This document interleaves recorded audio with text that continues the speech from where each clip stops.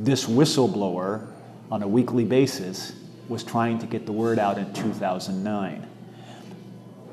What's interesting about that timing is that that is just before the time of our famous whistleblowers, Edward Snowden, Julian Assange and WikiLeaks, Bradley Manning. Those names had never been heard when this man was on a public access station in the Pacific Northwest talking about the periphery list. A single NSA document, and this document contains a list of names, all under the heading periphery. All of these names, they have one thing in common. They're all filmmakers. and each filmmaker has made a film reflecting a vision of the way things might be and the way humans are going to react to the future. And we seek to identify these visionaries, these artists that our government is tracking so that we can expose what our government is trying to learn about us and why. So,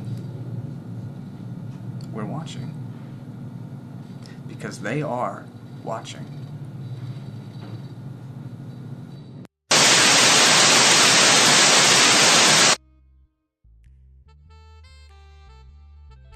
My name is Steve Edmiston, and I am the producer of a film called The Periphery Project. This film is about a man who had a public access show between 2009 and 2011.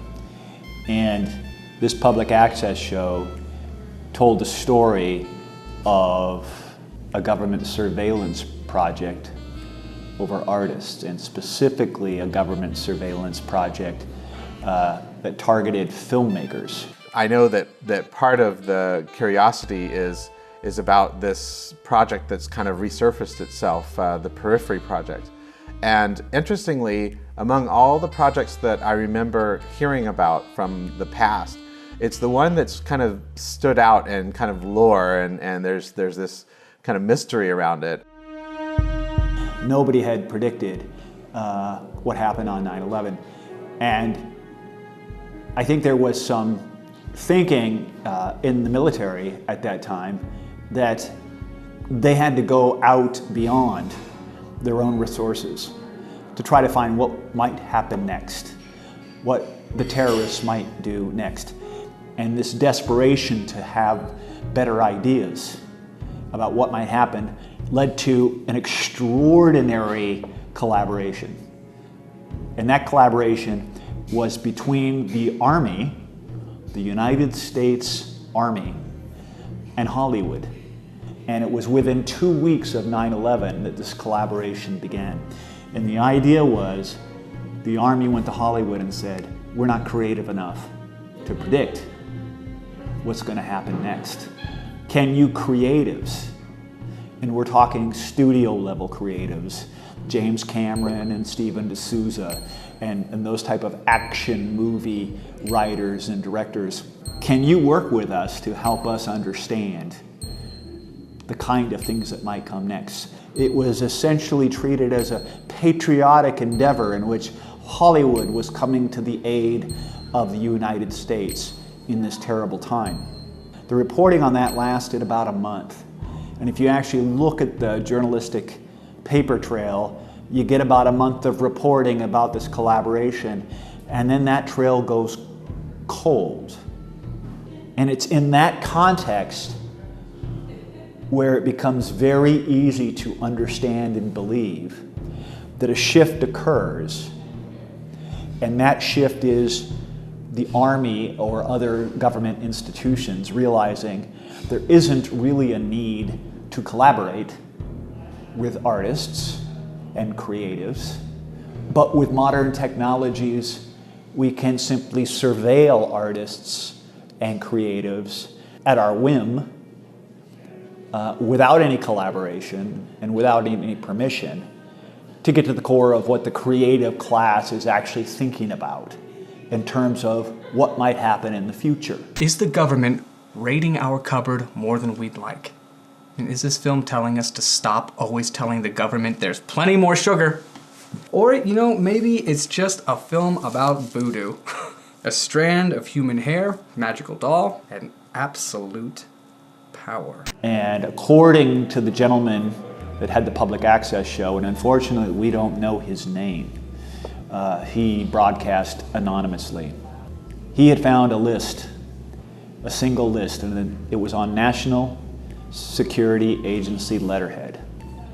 And on this letterhead, there was one word title, and it said Periphery.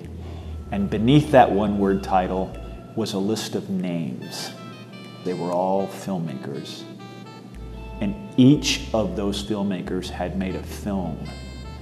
And that film predicted some form of future. And it was the kind of future and the kind of storytelling that the government may well be disturbed by. The day Mr. Decker was destined to die started like every other. As he sat with his morning paper, he was greeted, yet again, by the menacing stare of his wife's African mask. In this weekly public access show, this man took these targeted artists by name, found the films they had made, shared the films, and tried to expose the surveillance project. That project is known as the Periphery List Conspiracy.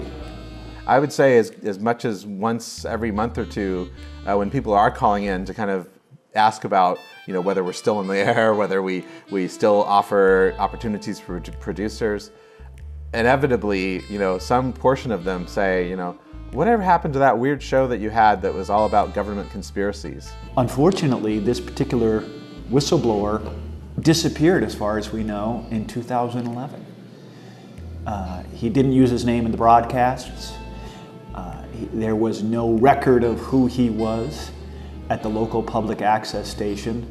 I have really only seen clips of it because all of our past tapes and all of our records around it are lost. One of the things that happened when we moved into this facility is since we're right at a river, the Cedar River, and our offices are in the basement, the basement flooded to about 7 feet high, and we lost a lot of our records.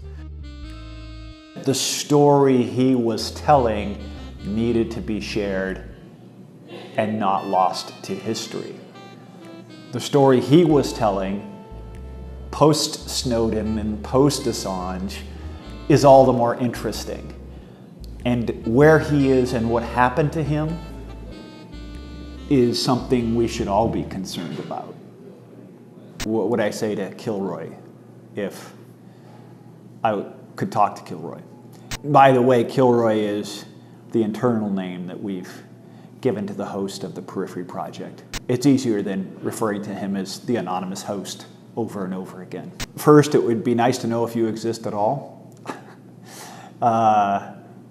There's so little information about you and the creation of this show that we're stuck in a did it happen or didn't it happen reality. If you exist, then the question is, are you safe?